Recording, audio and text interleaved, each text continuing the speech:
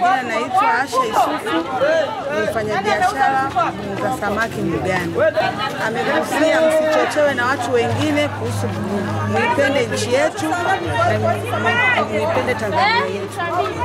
Namwambia rais asimame imara, aisimamie nchi yetu na ilinde nchi yetu. Kwa majina anaitwa Sheikh Amani Musa Mauba, ni mwenyekiti mwenza wa kamati ya amani wilaya ya Nyamagana. Kakidhi vigezo na kaponya madonda. Jambo limeshatokea, lakini mwenyewe kaonyesha jinsi gani amelipokea jambo hili kwa masikitiko na kuumia.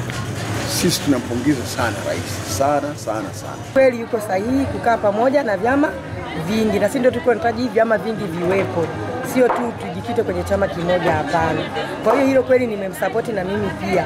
Naitwa Sheikh Hassan Kabeke, Sheikh wa mkoa wa Mwanza, lakini pia mwenyekiti mwenza wa kamati ya amani ya viongozi wa dini mkoa wa Mwanza. Sasa unaona rais amerudisha imani kwa kiwango kikubwa. Kwa sababu kwa jambo gani? Ametoa tamko kwamba DPP, yani zile mamlaka za kisheria, zichunguze hawa vijana wetu ambao waliingia tu kwa kufuata mkumbo, maskini hawajui walifanyalo. Hawa vijana waweze kutazamwa, wachunguzwe, na ikiwezekana waachiwe baadhi yao katika wale ambao hawahusiki na mambo kama haya. Kwa hiyo kwa kifupi ni kwamba naona hotuba ya Mheshimiwa Rais ni hotuba iliyojaa imani, imejaa unyenyekevu, imejaa uzalendo.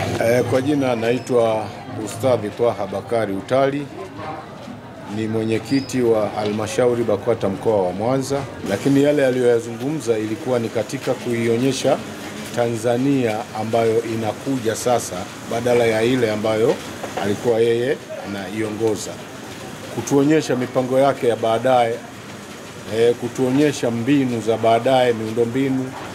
Katika yale aliyozungumza, kwanza ile swala tu la maridhiano ni swala ambalo linaonyesha kwamba utakuwa na mchakato mkubwa wa maendeleo ya baadaye, na atatuachia msingi ambao umekuwa umekamilika.